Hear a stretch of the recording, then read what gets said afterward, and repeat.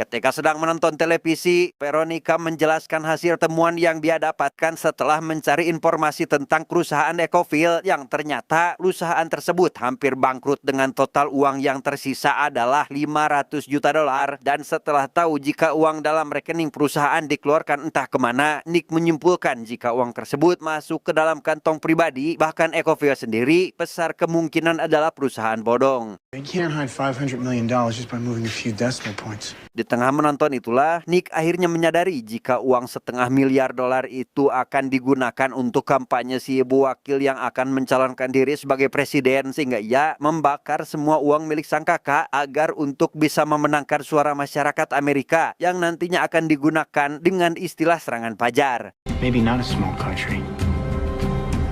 Maybe this one.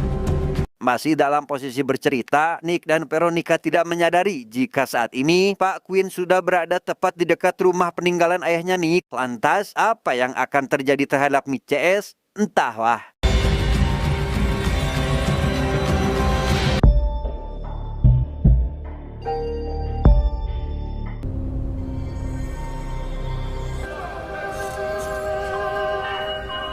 Kehadiran Myers di dalam regu tentu membuat semua orang merasa tidak nyaman. Namun yang lebih parahnya lagi adalah orang baru itu justru membuat kekacauan di hari pertamanya bekerja dengan mencari gara-gara kepada T-Bagan Abuzi, di mana pertengkaran mereka seketika terhenti ketika tak lama Sukri datang dengan tergesa-gesa untuk memberitahu jika sipir sebentar lagi akan datang.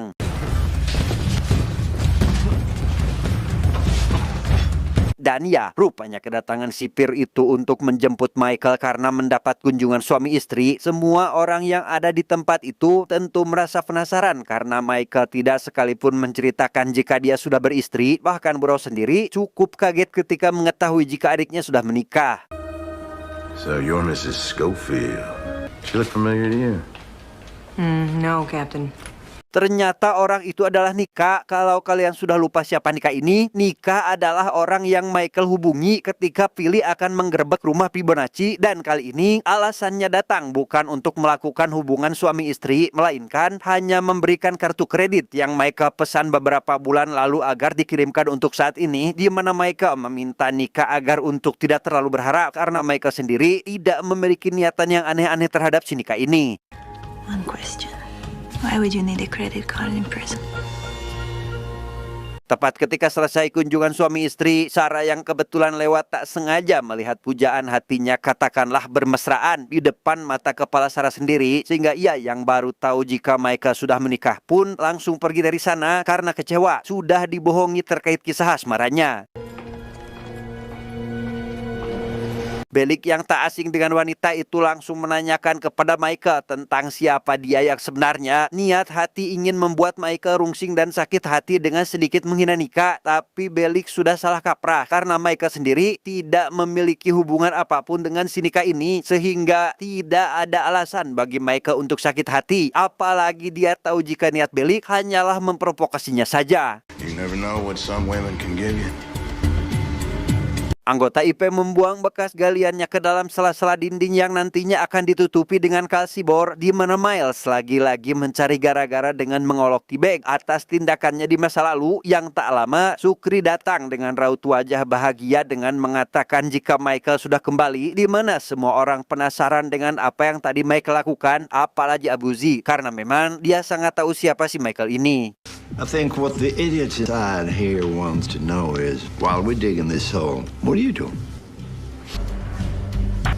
I'm going shopping. Singkat cerita, Michael sudah kembali ke selnya dan mengambil kartu yang tadi Nika berikan, yang ternyata itu bukanlah kartu kredit, melainkan sebuah kartu keamanan untuk membuka pintu salah satu ruangan arsip penjara, yang saat itu juga ia langsung pergi ke ruangan itu untuk mengambil semua barang-barangnya di tempat tersebut.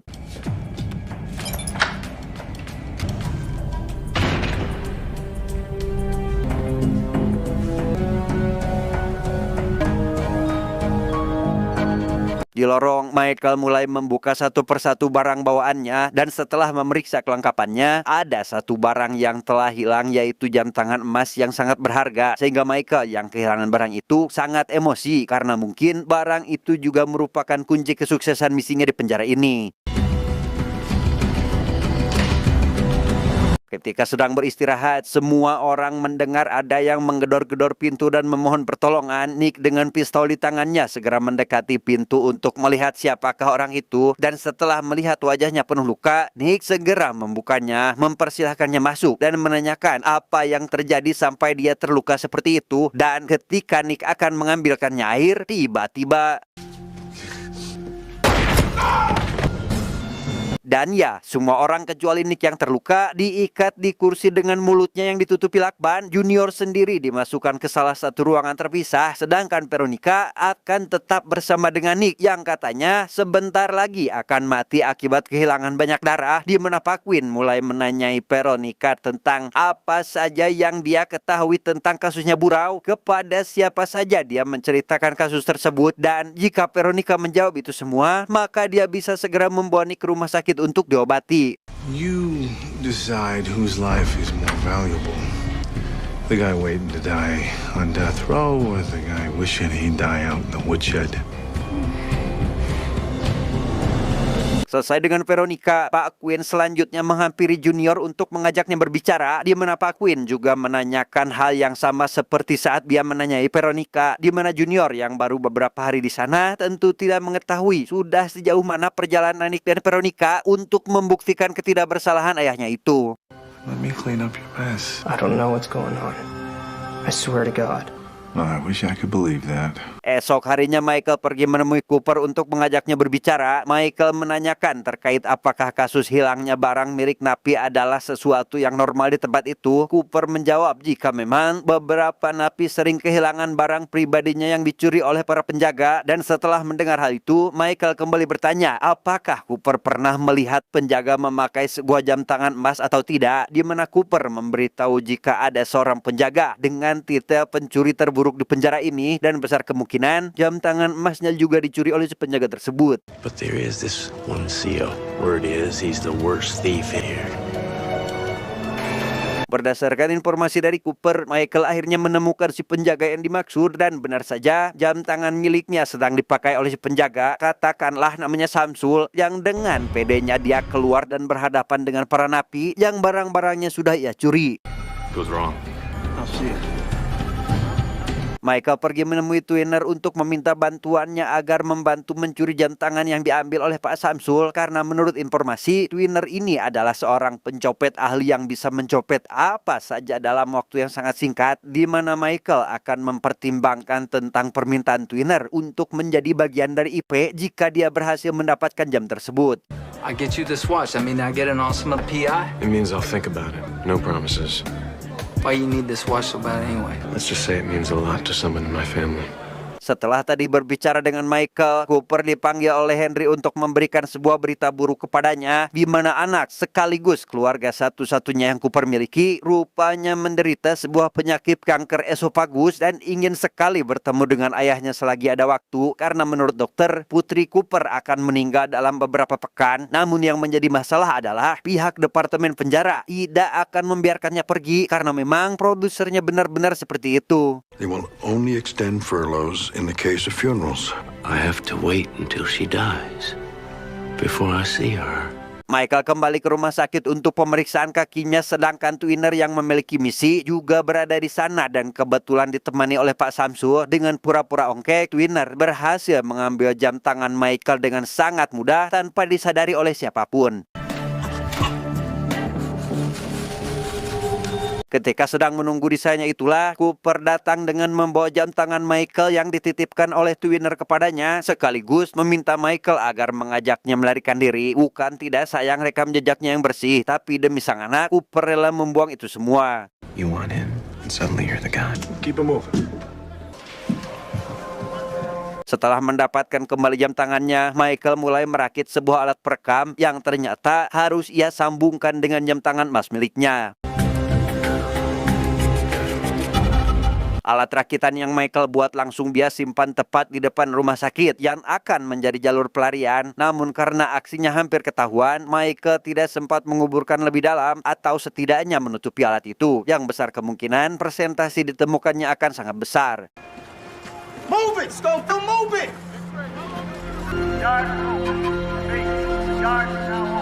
Michael menunggu di dalam selanya dengan panik. Yang tak lama, tepat di atas alat itu, 2 orang sipir pergi ke sana untuk sebatas mundur karena tepat itu cukup jauh dari jangkauan para penjaga, di mana Michael berharap jika alat tersebut tidak ditemukan. Bellick sendiri mulai penasaran dengan siapa istri Michael yang sebenarnya, apalagi samar-samar dia mengingat jika wanita itu teramat sangat familiar di matanya, sehingga Bellick pergi ke sebuah klub malam untuk mulai mencari Nika dan mencari tahu siapa dia yang sebenarnya.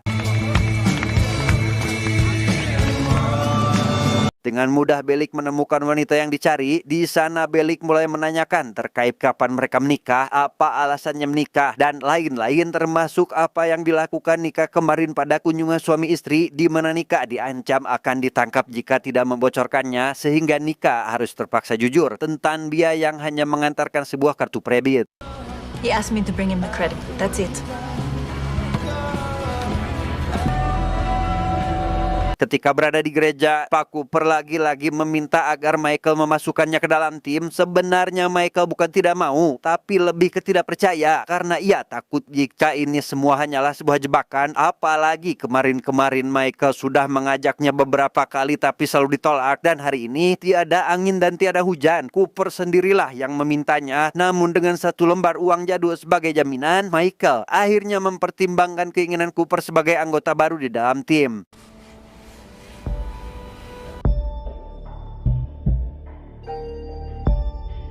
Setelah berada di lapangan, Michael kembali mengambil alat rekam yang kemarin ditanamkan di tempat itu, dan tak lama datanglah Sarah untuk memutuskan hubungan mereka yang sudah terlalu jauh. Sarah tidak ingin merusak hubungan Michael dengan istri sahnya, apalagi harus dicap sebagai pelakor, sehingga mulai hari ini dan seterusnya hubungan mereka hanyalah sebatas dokter dan pasien saja. The questions you have about me?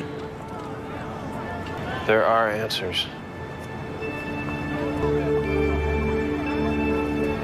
Kembali ke dalam selnya, Michael mengajak Sukri untuk mendengarkan hasil rekaman semalam. Sukri mulai kesal karena selama hampir 20 menit ia tidak mendengarkan apapun, di mana Michael menjelaskan kalau lebih tepatnya di menit ke-18 ada suara kunci dari penjaga yang melewati tempat itu, sehingga bisa diambil kesimpulan jika mereka memiliki waktu 18 menit untuk membongkar jendela rumah sakit dan melewati kabel untuk agar bisa melarikan diri, dan jika lebih dari itu maka salah satu dari mereka pasti ada yang tertinggal di rumah sakit. We'll have 18 minutes to get the bars off the infirmary window, and for all 7 of us to get across the wire and over the wall. Singkat cerita, Michael CS sudah berada di gudang untuk melanjutkan kembali pekerjaannya, yang meskipun lubang galian sudah sampai di titik akhir, tampak wajah Michael agak sedikit murung karena memikirkan sesuatu, dan setelah Burau menanyakan apa yang sedang Michael pikirkan, dia pun akhirnya menjelaskan jika ada kabar baik dan buruk dalam pelarian ini. Kabar baiknya, Pak Cooper bersedia untuk ikut dalam pelarian, namun untuk kabar buruk, mereka hanya bisa melarikan diri dengan jumlah 6 orang saja, dan setelah berhitung dengan Pak Cooper di dalamnya, ada 7 orang napi yang akan ikut melarikan diri. Bukan tidak mau mengajak, mereka tidak akan cukup waktu agar bisa keluar dari sana. Untuk memecahkan jendelanya saja membutuhkan waktu 5 menit, dan untuk 1 orang membutuhkan sekitar waktu 2 menit, dan jika di total 6 orang membutuhkan waktu 12 menit dengan jendela 5 menit, sehingga totalnya akan menjadi 17, dan jika lebih dari itu, maka petugas patroli akan segera datang, membuat pelarian mereka akan sia-sia.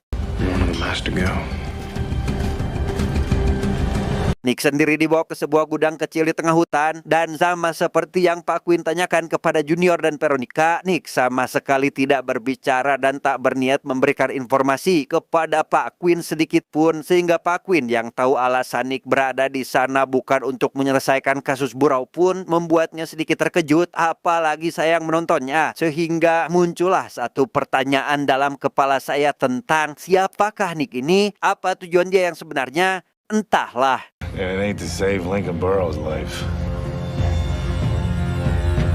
Veronica berusaha melepaskan diri ketika Pak Quinn sedang sibuk dengan Nick di dalam gudang. Namun ketika hampir berhasil, Pak Quinn keburu datang membuat Veronica harus kembali berpura-pura pasrah dan tidak melakukan apa-apa. Di mana Pak Quinn sendiri mulai memprovokasi dan hendak akan melakukan sesi wawancara yang lebih menyakitkan agar Veronica buka suara. Dan ketika Pak Quinn sedang mengatur patromak yang akan dia gunakan untuk wawancara tersebut, Veronica langsung bangkit dan Maybe you'll find it easier to talk after you warmed up a little bit. Tanpa membuang waktu, Veronica segera melepaskan Junior dan membawa Nick pergi dari gudang. Dan ketika Junior akan melarikan diri dari mobil, Pak Quinn keburu sadar sehingga ia langsung menembakinya saat itu juga.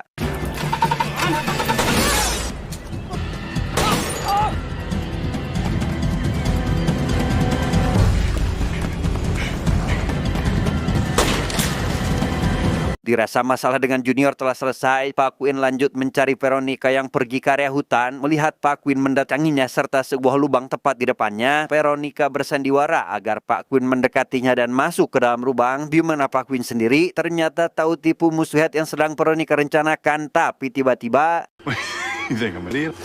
I'm just gonna walk into a well?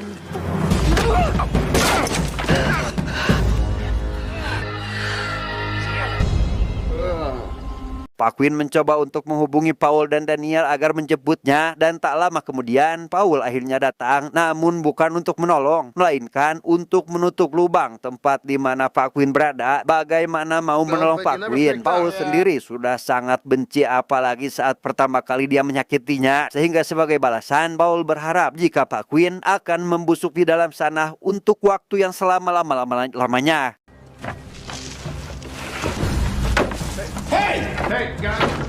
Disinilah terlihat betapa bejatnya si Paul ini, membuat Daniel merasa suatu saat Paul akan melakukan hal itu kepadanya juga. Bahkan beberapa kata sempat terlontar dari Paul jika di dalam sana masih ada tempat yang bisa Daniel singgahi jika dia masih mempermasalahkan apa yang barusan Paul lakukan.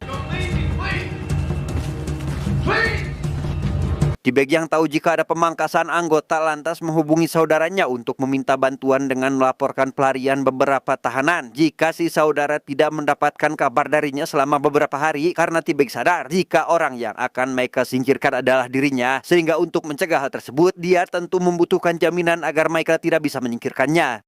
There's a potential situation. Michael kembali ke dalam terowongan tepat di bawah gudang menuju ke arah rumah sakit, menyiapkan satu kantong plastik, katakanlah plastik sampah, dan sebuah tali yang diikatkan pada sesuatu, di mana Michael harus mengikatkan tali tersebut ke penutup saluran pembuangan yang harus ia lakukan secepat mungkin.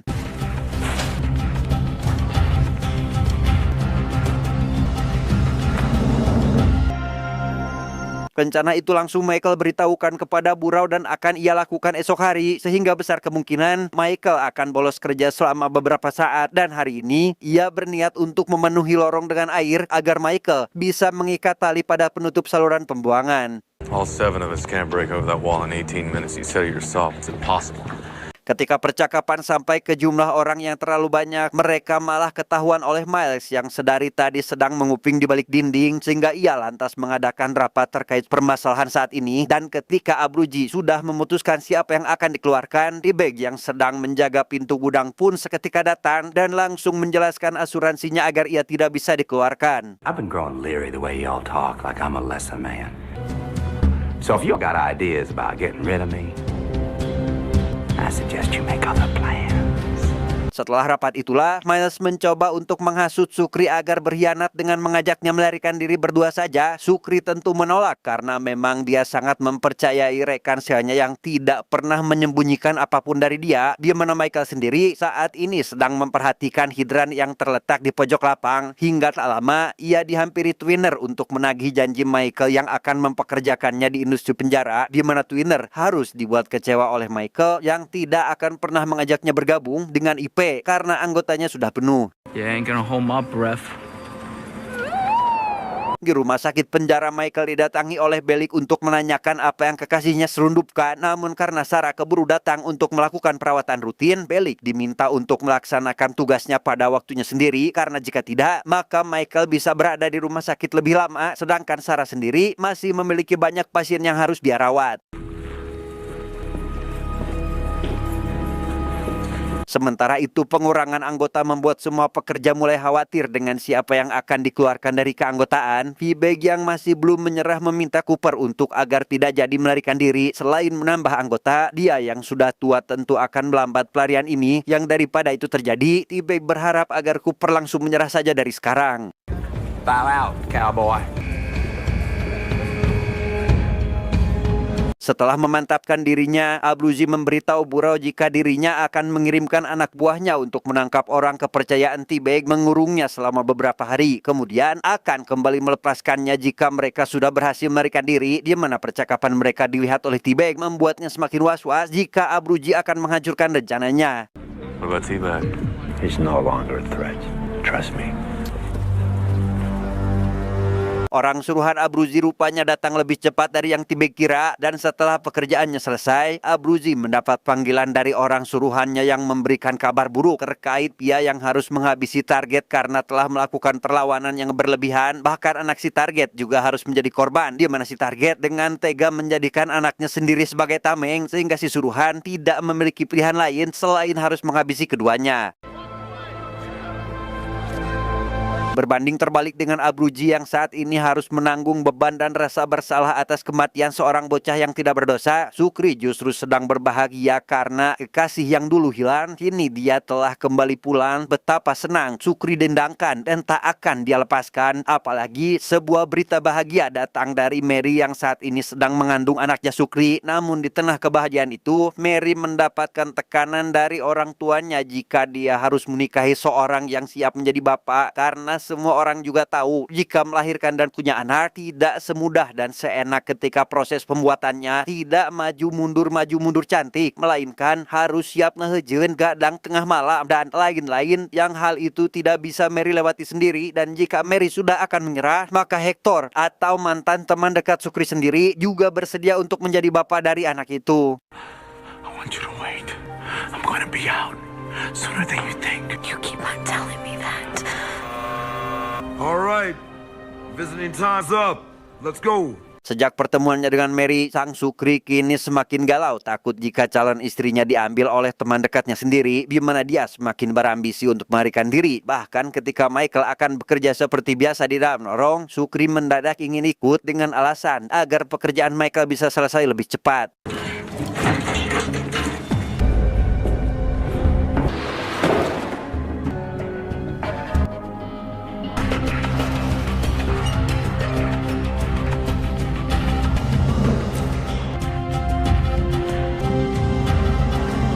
Abruzzi yang sudah sangat stres akibat rasa bersalahnya meminta pencerahan dari seorang pendeta untuk agar setidaknya dia bisa menghilangkan beban dalam hatinya yang sudah tidak terbendung lagi. Bahkan saking merasa bersalahnya, hal itu sampai terbawa mimpi membuatnya sangat tidak tenang dan berharap Bapak Pendeta bisa membantunya terbebas dari belenggu yang menyiksa ini, di mana T-Bag sendiri baru mendapat kabar terkait kematian anak buah yang rupanya adalah saudaranya sendiri, dan yang lebih parahnya lagi adalah anak saudaranya juga menjadi korban, membuat T-Bag sangat sedih atas kehilangan orang satu-satunya yang sangat dia sayangi.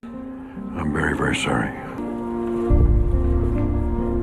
Esok harinya ketika para napi sedang melakukan opsi, terlihat Pak Samsul melaporkan jika Twinner telah mencuri jam tangan emasnya ketika sedang berada di rumah sakit. Dan setelah ditanya jam itu milik siapa, Pak Samsul menjawab jika itu adalah milik Michael, di mana Bellick yang awalnya tidak peduli menjadi sangat antusias dan mulai menyusun rencana untuk membongkar terkait apa yang selama ini Michael sembunyikan.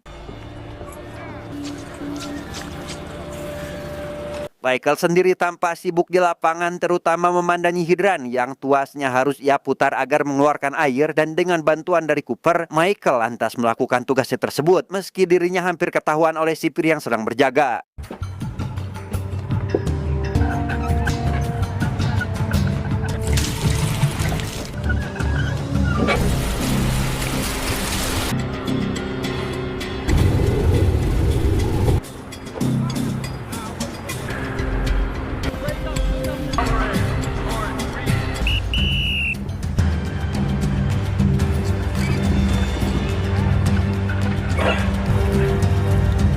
Schofield.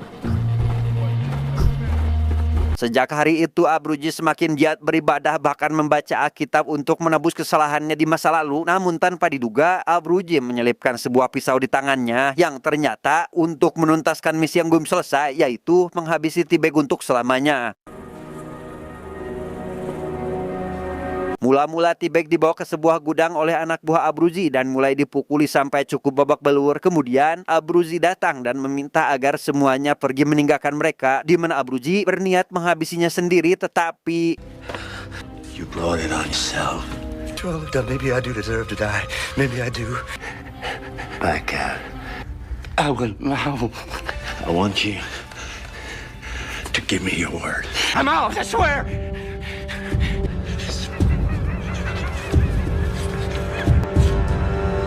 All right. I have forgiven you.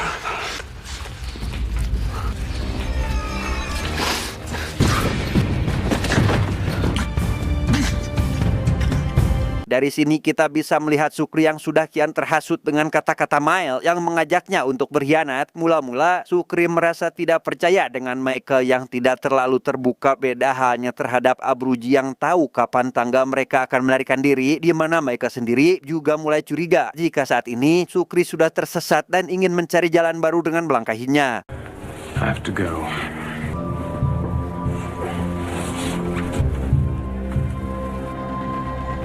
Bellick yang masih penasaran dengan sosok Michael mulai menyerang Twinner dengan cara yang cukup cerdas, yaitu menghasut anak itu menggunakan makanan kesukaan anak-anak remaja seusianya. Tentu Twinner sangat tergoda mengingat makanan di penjara tidak ada yang layak dimakan, berbeda dengan junk food yang rasanya sangat luar biasa. Want a cheeseburger? Or you want to go to the shoe? That's my boy. Ketika anggota IP sedang bekerja secara berkelompok, Michael pergi seorang diri untuk memasangkan tali yang sudah dipersiapkan sejak awal, dan rupanya yang Michael pasangkan kemarin di tempat itu adalah sebuah penyocok lubang yang sengaja dipasang untuk agar nanti bisa membuang air dengan cepat, tepat ketika Michael selesai mengikat tali yang dibawanya.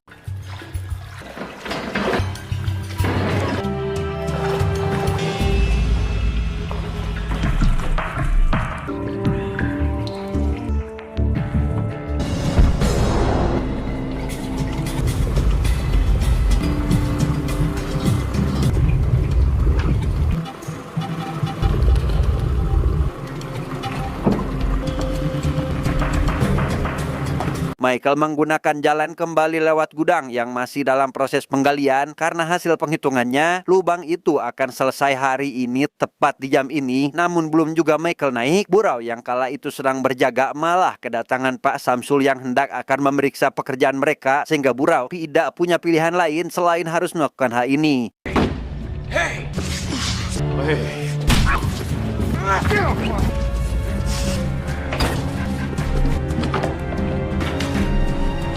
Well, we leave tonight.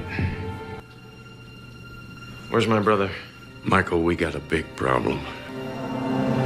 Veronica sendiri saat ini telah sampai di rumah sakit untuk mengobati Nick yang terluka. Namun karena peluru masih bersarang di bahunya, Nick meminta agar Veronica mengeluarkan peluru itu terlebih dahulu agar nanti pihak rumah sakit tidak perlu sampai memanggil polisi. Yang dengan begitu masalah akan semakin rumit dan besar kemungkinan Paul dan Daniel akan menemukan mereka dengan sangat mudah.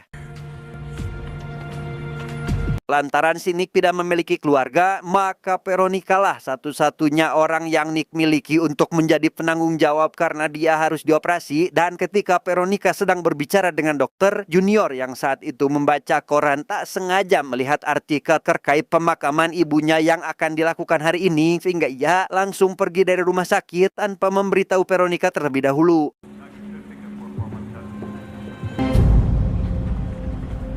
Daniel sendiri berhasil melacak di mana saat ini Junior berada, tidak lain dan tidak bukan berada di TPU menyaksikan ibunya dikuburkan. Daniel yang melihat hal tersebut tentu kembali terenyuh dan merasa tak tega karena telah membuat Junior menjadi seorang piatu akibat kekejaman mereka. Bahkan ketika Paul menghubungi untuk menanyakan di mana Junior berada, Daniel seolah sudah tidak peduli dan hanya mangut-mangut saja dengan apa yang Paul katakan saat itu.